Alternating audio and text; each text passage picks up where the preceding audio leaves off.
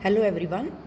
बेटा आज हम टॉपिक कर रहे हैं कि जब जो प्रॉफिट हमने पार्टनर्स में बांटना है वो प्रॉफिट जितनी हमने पार्टनर्स को एप्रोप्रिएशंस देनी है। ठीक है, एप्रोप्रिएशंस वर्ड का पहले मतलब समझो क्या होता है। एप्रोप्रिएशंस वर्ड का मतलब होता है कि सपोज जैसे ये P&L एप्रोप्रिएशन अकाउंट है, इस तरफ मैंने पार्टनर्स को क्या क्या देना होता है। Interest on capital, salary, commission, ये मैंने पार्टनर्स को देनी होती है। और उसके बाद जो प्रॉफिट बचा वो होता है to profit transferred to capital accounts.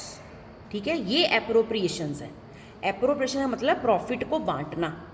तो आज जो हम टॉपिक करेंगे वो ये करेंगे कि कई बार क्या होता है कि जो एप्रोप्रिएशंस मैंने पार्टनर्स को देनी है वो एप्रोप्रिएशंस जितना मेरे पास क्रेडिट साइड पर प्रॉफिट है, कई बार ये एप्रोप्रिएशंस उससे ज़्यादा होती हैं। अब बेटा आपको मतलब पता होना चाहिए कि एप्रोप्रिएशन और चार्ज में क्या फ़र्क है। देखो बेटा, चार्ज का मतलब होता है कि वो एक्सपेंस जो कि हमने P&L अकाउंट में चार्ज करना ही करना है। ठीक है, जो हमने P&L एप्रोप्रिएशन में या डेबिट साइड पर जो चीज़ चार्ज करनी ही करनी है, जैसे कि +1 में आप फाइनल अकाउंट्स करते थे, तो फाइनल अकाउंट्स में आप P&L अकाउंट की डेबिट साइड पर जो भी चीज़ें होती थी वो आप चार्ज करते ही करते थे। कभी P&L अकाउंट बनाते वक्त +1 में आपने सोचा कि ज़रा मैं डेबिट साइड पर आइटम लिखने से पहले ज़रा एक बार देख लूँ कहीं वो क्रेडिट साइड से ज़्यादा तो नहीं हो गई, कहीं नेट लॉस ना आ जाए। आपने तो कभी नहीं सोचा नेट लॉस आए तो नेट लॉस आए, नेट प्रॉफिट आए तो नेट प्रॉफिट आए। आप तो चार्ज करते ही करते थे क्योंकि वो चार्जेस थी।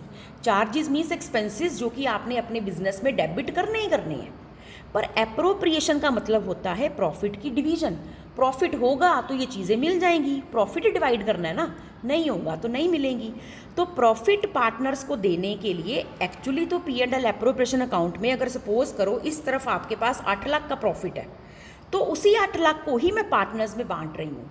पर उसको बांटने के लिए मैंने उसको अलग अलग नाम दे दिए हैं। ठीक है, थोड़ा 8 लाख में से प्रॉफिट मैं इंटरेस्ट ऑन कैपिटल के नाम से दे रही हूँ उनको, उसी 8 लाख में से थोड़ा पोर्शन सैलरी के नाम से दे रही हूँ, उसी 8 लाख में से थोड़ा पोर्शन कमीशन के नाम से दे रही हूँ। ठीक है, कि जैसे फॉर एग्जांपल अगर मैं ये 8 लाख का 8 लाख प्रॉफिट सपोज करो, अगर इधर 8 लाख का प्रॉफिट है और मैं वो पार्टनर्स को 8 लाख बराबर दे देती हूँ, 4 लाख 4 लाख, तो कोई अगर कहे कि आपने तो पार्शियलिटी की, मैं कहूँगी पार्शियलिटी कैसे की, मैंने तो बराबर बराबर दिया। पर पार्शियलिटी की कैसे की, सपोज करो अगर एक पार्टनर ने ज़्यादा कैपिटल लगाई थी, एक ने कम लगाई थी, और मैंने इंटरेस्ट ऑन कैपिटल दिया ही नहीं, मैंने बस 8 लाख को ही बराबर बराबर बांट दिया, तो बेटा जिसने ज़्यादा कैपिटल लगाई थी उसको क्या मिला, जिसने कम लगाई ज़्यादा लगाई दोनों को 4-4 लाख दे दिया, तो वो रोएगा नहीं कि मैंने तो ज़्यादा कैपिटल लगाई थी मुझे क्या मिला।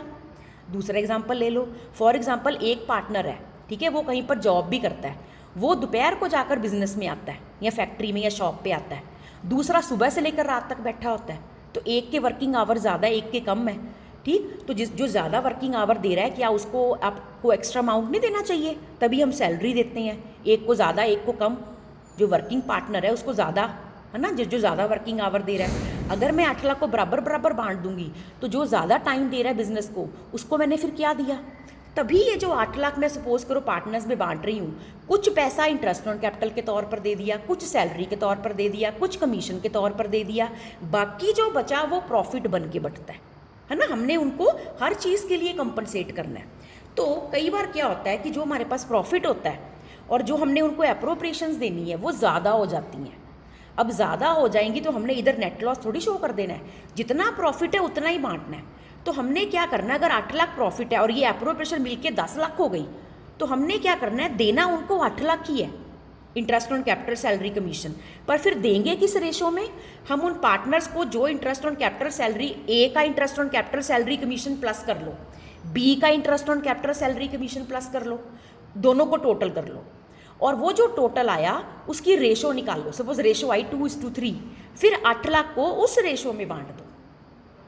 दोबारा बोलती हूँ, ए का interest on capital salary commission plus कर लो, बी का interest on capital salary commission plus कर लो, जो टोटल अमाउंट दोनों के आए उस रेशो में फिर 8 लाख को बांटोगे तो फिर वो वैसे ही बटेगा कि जैसे आपने उसको कंपनसेट कर रहे हो उसकी interest on capital salary commission के लिए। तो यही चीज़ बेटा इस इलस्ट्रेशन में है। इस इलस्ट्रेशन में प्रॉफिट तो आपके पास 80,000 ही है, पर आपके क्या है, एक पार्टनर ने 20 लाख की सैलरी कैपिटल दी है तो उसका इंटरेस्ट ऑन कैपिटल 8% के हिसाब से 1,60,000 बन रहा है। दूसरा वर्किंग पार्टनर है तो उसको 8,000 पर मंथ के हिसाब से उसकी सैलरी 96,000 बन रही है, ये तो 2,56,000 बन रहा है, 2,56,000। इतना तो पैसा ही नहीं है हमारे पास। तो अब हम क्या करेंगे, जो हमने दोनों को देना है, मुझे पता है कि अजय और विजय ये दोनों के पैसे हैं, ठीक है, बाई चांस एक एक चीज़, ये मैंने कहा था 3-3 चीज़ें भी हो तो तीनों को, अजय की तीनों चीज़ों को, विजय की तीनों चीज़ों को प्लस कर लो।